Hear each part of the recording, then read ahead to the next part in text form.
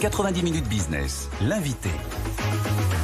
90 minutes business avec nous ce midi, Rachel Delacour, PDG et cofondatrice de Sweep. Bonjour. Bonjour. Merci d'être avec nous sur ce plateau. Sweep, lancé en 2020, plateforme qui aide les entreprises à piloter et à réduire leurs émissions de carbone. Concrètement, comment ça se passe ?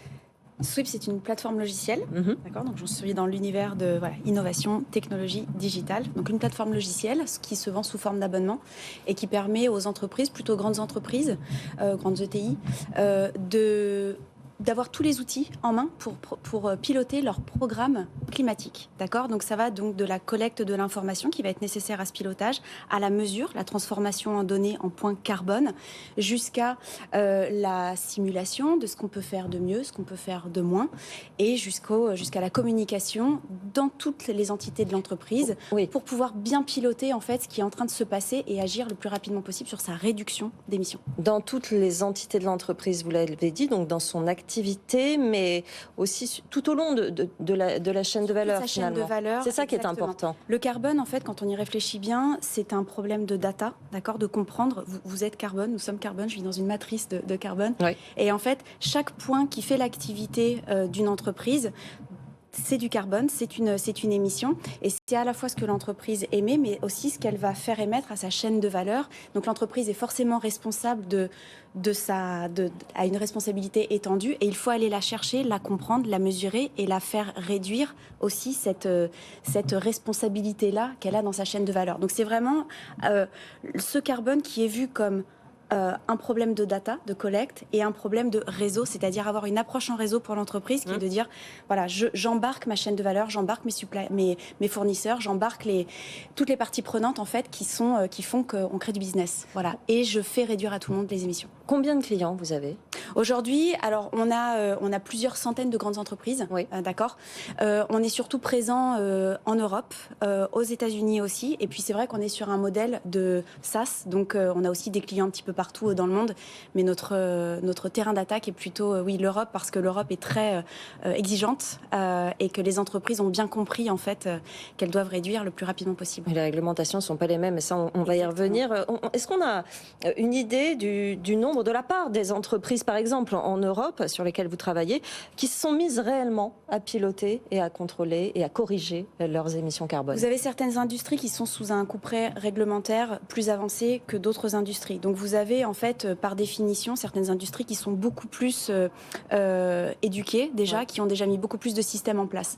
Maintenant, dès qu'il s'agit de ce qu'il fallait faire jusqu'ici, c'était de comprendre ce qui se passait dans son business, d'accord, à l'échelle de son entité et de ses départements, de ses business units, mais très à l'intérieur de l'entreprise, qu'on va appeler dans un certain jargon un scope 1, un scope 2. Là où la réglementation aujourd'hui est beaucoup plus intéressante pour nous en tant qu'individus et plus contraignante aussi pour les entreprises, c'est d'aller chercher la responsabilité la plus étendue, dite de scope 3, sa responsabilité étendue. Et là, il faut sortir des systèmes d'information de l'entreprise, il faut aider l'entreprise à digitaliser cette partie de collecte, cet effet réseau, pour aller chercher l'information précise, de manière transparente, alignée avec ce que la science demande aussi en termes de quid de la réduction qu'on peut en faire, et jusqu'à aussi quid du plan d'action, quoi. Et c'est vrai que nous, notre logiciel permet vraiment d'avoir à un seul et même endroit, dans votre ordinateur, dans une seule et même interface, tous ces éléments consolidés qui vont permettre à la grande entreprise de piloter ce qui se passe d'un point de vue réglementaire, s'aligner à ce que la réglementation demande, éviter le couperet réputationnel aussi, bien sûr. Effectivement. Oui, moi j'aurais deux petites questions. Là, vous parlez industrie, grande entreprise. Vous vous adressez à des secteurs privilégiés ou vous essayez d'avoir des clients dans l'agriculture, dans les transports routiers, est-ce que c'est le plus vaste possible ? Aujourd'hui, dès qu'il y a pour une entreprise une exigence interne, qu'elle soit réglementaire ou d'effet réseau, c'est vrai qu'ils vont privilégier un outil comme Sweep. Okay. Aujourd'hui, on travaille à la fois avec des grandes entreprises qui sont sur des sujets de biens de consommation, sur des manufacturiers, sur de grands industriels qui vont être producteurs de verre, par exemple, sur des acteurs logisticiens. C'est en fonction de la maturité aussi des entreprises, de ce qu'elles ont déjà pu mettre en place, et aussi de la volonté du PDG de vouloir se projeter aussi dans le futur.